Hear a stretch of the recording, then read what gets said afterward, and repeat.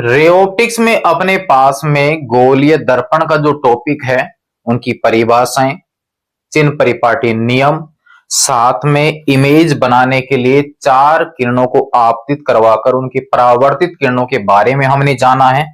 और उन्हीं पॉइंटों में अपने पास में फोकस दूरी से किरणें लौटती हैं, ऐसा कुछ टॉपिक अपने पास प्राप्त हुआ है।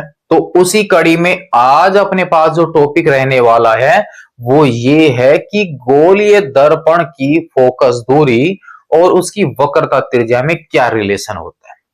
यहां पर अपने पास जो फॉर्मूला आज स्थापित होने वाला है वो दोनों ही प्रकार के मिरर के लिए समान होगा, चाहे मिरर आपके पास में कॉनकेव मिरर हो और चाहे वो आपके कॉन्वेक्स मिरर हो। आपको एग्जाम में अगर कॉनकेव मिरर यानी स्पेशल लिखा हुआ मिलता है कि अवतल दर्पण के लिए यह संबंध स्थापित कीजिए, तो आपको अवतल दर्पण के लिए ही समझाना है। और यदि आपको उत्तल दर्पण का बोला गया है तो आपको सब कुछ उत्तल दर्पण के लिए ही समझाना है।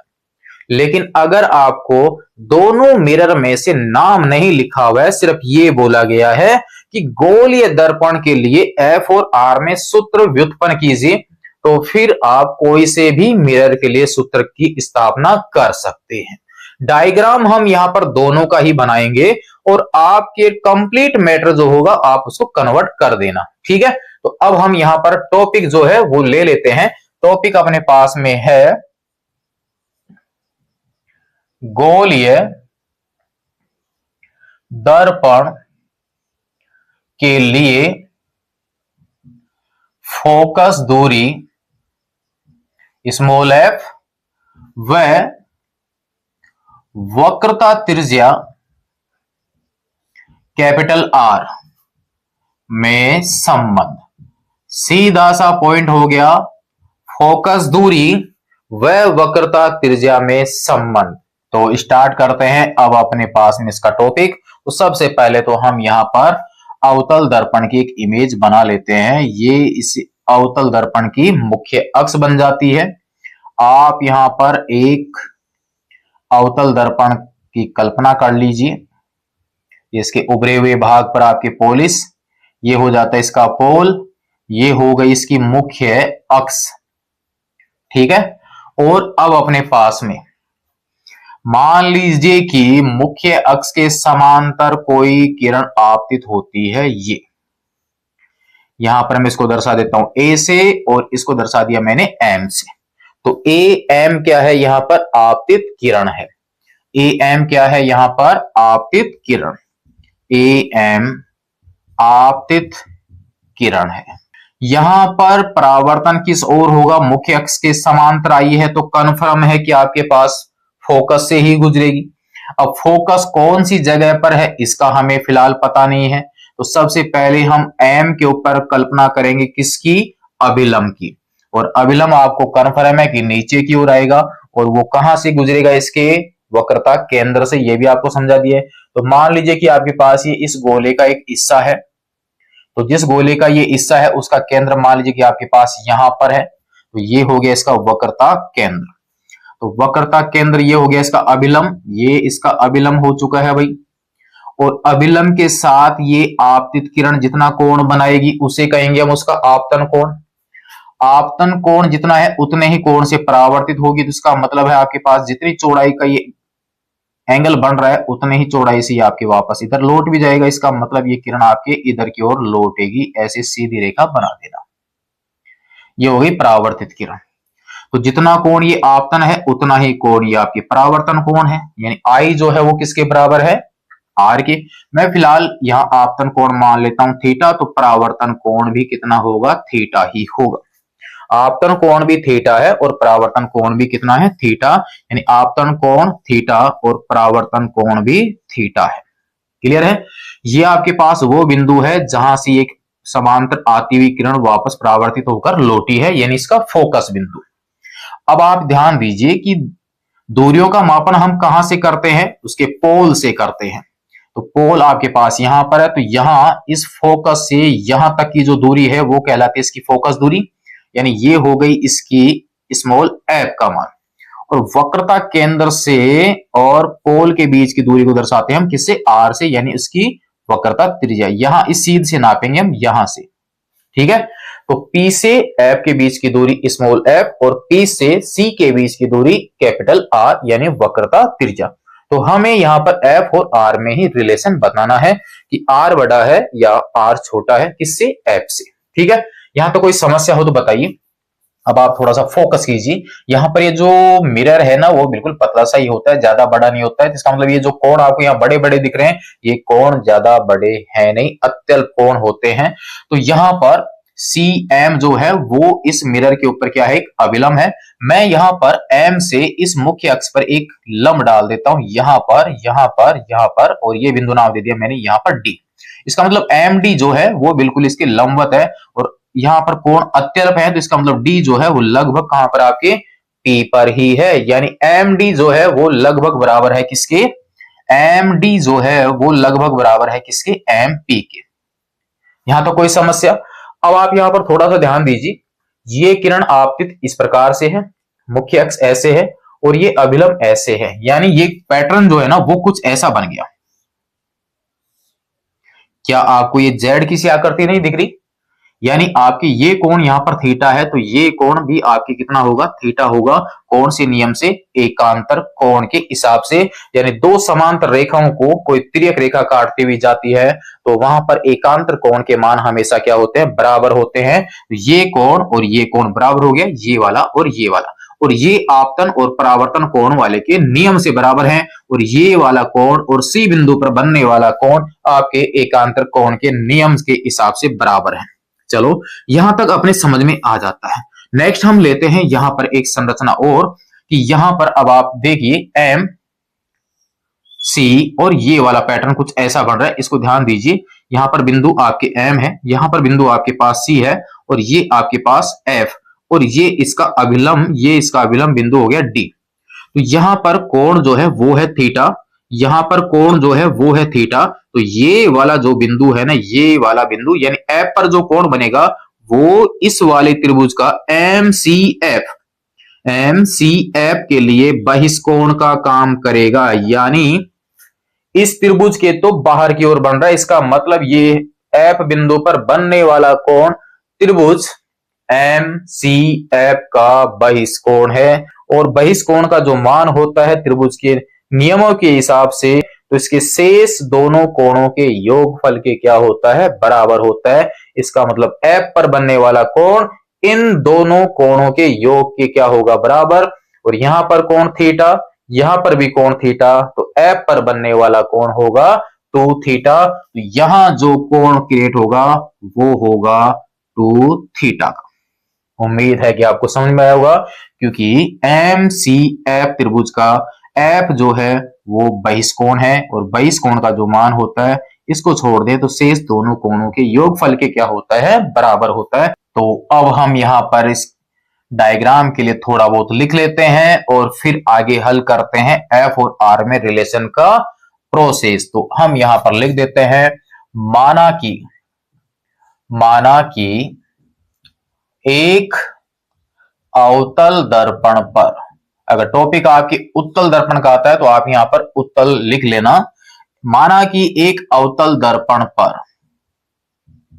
आपतित किरण AM है तथा बिंदु M पर अभिलंब CM है तथा MD मुख्य अक्ष पर एक लंब है। अत्यल्प कोण के लिए MD जो है वो MP के बराबर है। अत्यल्प कोण के लिए MD बराबर MP है। अब चूंकि हम दूरियों का मापन तो कहां से करते हैं, P से, लेकिन अपने पास अगर हम त्रिभुज लेना चाहें ना तो देखिए MC और P लेंगे और दूसरा कौन सा लेंगे, MFP। लेकिन हम P को लेते हैं तो ये तो कर्व के रूप में है, समकोण त्रिभुज बनेगा नहीं। लेकिन अत्यल्प कोण के लिए D और P लगभग एक ही बिंदु पर है, तो हम यहाँ पर P की जगह D का इस्तेमाल करने वाले हैं। तो यहाँ पर अत्यल्प कोण के लिए MD जो है वो MP के ही बराबर है, या हम ये कहें कि MP जो है वो किसके बराबर है, MD के बराबर है।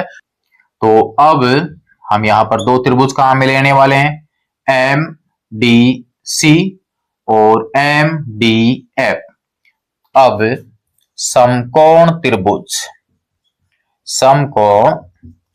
त्रिभुज MDC से यहां से आप tan थीटा ज्ञात कर लीजिए। tan थीटा बराबर हम जानते हैं लंब बटा आधार, ये इसका होता है, यानी परपेंडिकुलर और अपॉन में क्या आ जाएगा, बेस। तो इसका लंब क्या हुआ, आप यहां से देखिए MD हो जाएगा, और इसका आधार क्या होगा इस ट्रायंगल का, D से C तक, ये हो गया DC। अत्यल्प कोण की स्थिति में tan थीटा को मैं किसके बराबर लिख सकता हूं, थीटा के बराबर, अत्यल्प कोण की स्थिति में। तो MDDC समीकरण नंबर 1। अत्यल्प कोण की स्थिति में हम जानते हैं tan थीटा लगभग बराबर हो जाता है थीटा के, sin थीटा भी लगभग बराबर हो जाता है थीटा के, और cos थीटा लगभग बराबर होता है हमारे पास 1 के। अब आप यहां पर दोबारा से दूसरा त्रिभुज लीजिए। अब समकोण त्रिभुज MDF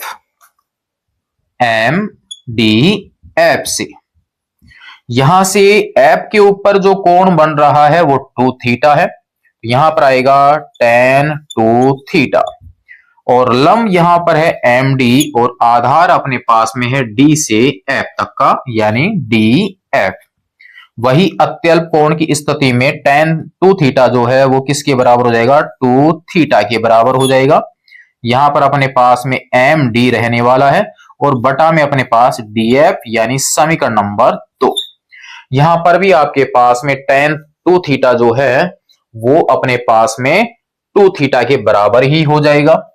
यहां से आगे बढ़ते हैं और यहां पर थोड़ा समझते हैं कि ये थीटा का जो मान आया है उस थीटा के मान को आप यहां पर रख दीजिए, यानी समीकरण 1 से थीटा का मान समीकरण 2 में रखने पर, एग्जाम की दृष्टि से काफी इंपॉर्टेंट है, रखने पर तो यहां पर है 2 और थीटा की जगह मैं रख देता हूं ये वाला मान, यानी MD बटा में है DC, बराबर में अपने पास में है MD बटा DF, MD बटा DF। यहां MD को काट रहा है, तो ऊपर आ गया आपके पास में 2। देखिए बढ़ते हैं आगे, ऊपर है 2, बटा में अपने पास में है DC, और यहां पर 1 बटा DF, समीकरण नंबर 3। आगे बढ़ते हैं, DC का मान, D से C का मान R के बराबर, DF किसका मान, F का मान। लेकिन आपको यूज करना है चिन्ह परिपाटी नियम से। क्या है चिन्ह परिपाटी नियम के हिसाब से हम जानते हैं कि आपतित किरण के विपरीत दिशा में अगर हम मापन करते हैं तो आंसर हमें माइनस में मिलता है। तो आपके आपतित किरण है लेफ्ट से राइट की ओर, और आप इन दूरियों का मापन स्टार्ट करोगे P से, और नापने के लिए किधर की ओर बढ़ोगे, आपके बाईं ओर, यानी किरण आपके लेफ्ट से राइट, मापन के लिए आओगे राइट से लेफ्ट, यानी विपरीत दिशा में, और सीधा सा निर्देशांक ज्यामिति के हिसाब से बाईं तरफ मापन हो रहा है, और आपने बिंब भी बाईं तरफ लिया था, तो आपके आंसर किस में आएगा, माइनस में। तो चिन्ह परिपाटी नियम से यहां से DC जो है वो माइनस R के बराबर, और DF जो है वो माइनस F के बराबर मान रख लीजिए। यहां पर आएगा 2 बटा में माइनस का R, यहां पर 1 बटा माइनस का F, माइनस से माइनस अब आपकी यहां से हट जाएगा, कोई बात नहीं, लेकिन चिन्ह परिपाटी नियम आपको यूज करना है। तो यहां से आपके पास फाइनली आ गया 2/r और बराबर में क्या 1/f। यहां r को भेज देता हूं मैं इस ओर, या मैं इसको कर देता हूं उल्टा। तो क्या बना, f बराबर r/2, ये r/2, ये f/1, यानी f बराबर हो गया r/2। यहां से तो समझ में ये आ रहा है कि किसी भी मिरर की फोकस दूरी, किसी भी मिरर की फोकस दूरी उसकी वक्रता त्रिज्या की आधी होती है। तो यहां डायग्राम से दिख भी रहा है आपको कि यहां से यहां तक की दूरी और यहां से यहां तक की दूरी आपके क्या होनी चाहिए, बराबर होनी चाहिए। यानी C और P के मध्य बिंदु पर होता है हमेशा आपका F बिंदु। तो जब भी आप C और P जहां पर बनाए उसकी बिल्कुल मध्य में बनाना है आपको F। यानी जब समांतर किरण आप भेजें तो आपके इन दोनों के बीच से उस किरण को लौटा दीजिए, तो ये एंगल अपने आप ही परफेक्ट बन जाएंगे आपके पास। यहां पर छोटा बड़ा आपको दिख सकता है क्योंकि स्केल की सहायता से इसको यूज नहीं किया गया है। तो सारांश क्या समझ में आया, किसी भी गोलीय दर्पण के लिए उसकी फोकस दूरी उसकी वक्रता त्रिज्या की आधी होती है, या हम ये कह सकते हैं कि उसकी वक्रता त्रिज्या जो है फोकस दूरी की 2 गुना होती है, क्योंकि r बराबर हो जाएगा 2f। मान लीजिए किसी अवतल दर्पण की वक्रता त्रिज्या, मान लीजिए किसी अवतल दर्पण की वक्रता त्रिज्या 30 सेंटीमीटर है, तो उसकी फोकस दूरी 15 सेंटीमीटर होगी। माना कि किसी उत्तल दर्पण की फोकस दूरी, मान लीजिए किसी उत्तल दर्पण की फोकस दूरी 10 सेंटीमीटर है, तो उसकी वक्रता त्रिज्या फोकस दूरी की 2 गुना यानी 20 सेंटीमीटर होगी। तो यहां पर अब आप नोट कर लीजिए इसकी लैंग्वेज कि किसी भी गोलीय दर्पण के लिए उसकी फोकस दूरी उसकी वक्रता त्रिज्या की आधी होती है। ये लैंग्वेज आप यहां पर नोट कर लीजिए। कोई समस्या हो तो आप कमेंट्स में बता दीजिए। अब हम यहां पर अवतल दर्पण का जो डायग्राम बन चुका है उसकी जगह हम यहां पर उत्तल दर्पण का डायग्राम बना के देखते हैं। उसको आप यहां पर नोट करके लिख लीजिए।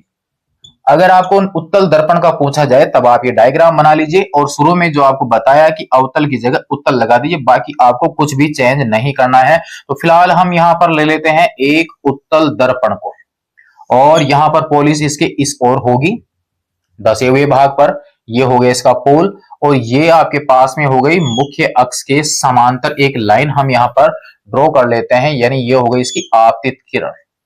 यहां पर आपके पास ये आपतित किरण है A और ये आपके पास में M। यहां पर इसका जो अभिलंब होगा वो यहां से गुजरेगा इसके 90 डिग्री पर, और ये यहां पर पहुंच जाता है कहां पर, C पर। आप इसको पूरे गोले की कल्पना कर लीजिए तो आपके पास में C बन जाएगा उस गोले का केंद्र। यहां पर आपके पास में आपतन कोण जो है वो आपके मान लिया कितना है, थीटा है, और आपके पास परावर्तित किरण जो है वो आपके इधर से वापस लौटेगी और वो लगेगी आपके कहां से जा रही है, इसके फोकस से जा रही है। तो ये आपके पास में डॉट डॉट मैं इसको ड्रा कर देता हूं और यहां से ये इस ओर गई है, तो आपकी परावर्तित किरण है ये। जितने कोण से आपतन हुआ है उतने ही कोण से परावर्तन होगा, सेम आपके पास होने वाला है। तो ये दोनों लाइनें जो है ना, ये इस वाले के शीर्षाभिमुख कोण से समान कोण बनाएगा।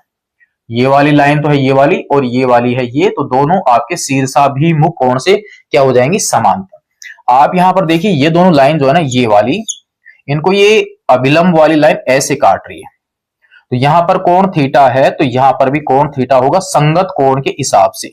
संगत कोण के हिसाब से यहां पर भी कोण थीटा।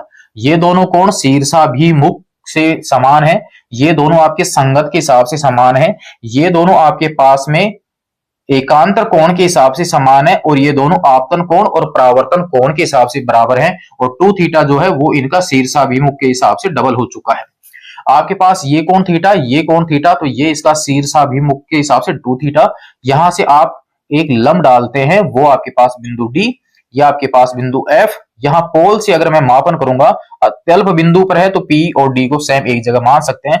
यहां से यहां तक की जो दूरी है वो आपके पास में आ जाती है F, और यहां से यहां तक की जो दूरी है वो आ जाती है आपके पास में R। आपतित किरण इस ओर जा रही है और मापन भी आप इस तरफ जा रहे हो, तो इसका मतलब F प्लस में और R भी किस में, प्लस में। तो अभी हमने यहां पर चिन्ह परिपाटी यूज की थी, उसके हिसाब से अपने पास DF प्लस का F, DC प्लस का R। वहां पर माइनस का एफ और माइनस का आर आया था, माइनस माइनस दोनों हट गए थे, तो भी आपके पास एफ बराबर आर बाई टू आया था। यहाँ पर ऑलरेडी दोनों प्लस के हैं, तो आपके पास वही आंसर रहने वाला है। देखिए M D F M D C वही ट्राइंगल है, वही थीटा आपके पास यूज होने वाले हैं। सेम प्रोसेस वो का वही है। उत्तल दर्पण आए ये डायग्राम बना दीजिए, अवतल दर्पण का पूछे ये डायग्राम बना दीजिए, और किसी भी मिरर का नाम नहीं दिया जाता है, तो आप अपनी इच्छा से कोई से भी मिरर के लिए बना सकते हैं। ज्यादा आसान रहेगा आपके पास ये वाला, क्योंकि इसमें आपके पास वास्तविक बनता है, इसमें आपको डॉट डॉट करके पीछे बढ़ाना पड़ता है। तो टॉपिक आपका कंप्लीट हो जाता है, एफ बराबर आर बटा दो। नेक्स्ट में देखेंगे हम प्रतिबिंबों के निर्माण का टॉपिक, यानी दोनों ही दर्पणों के लिए किस प्रकार से आपकी इमेज बनती है, नेक्स्ट में देखेंगे वो। फिलहाल कर लीजिए नोट, तब तक के लिए धन्यवाद।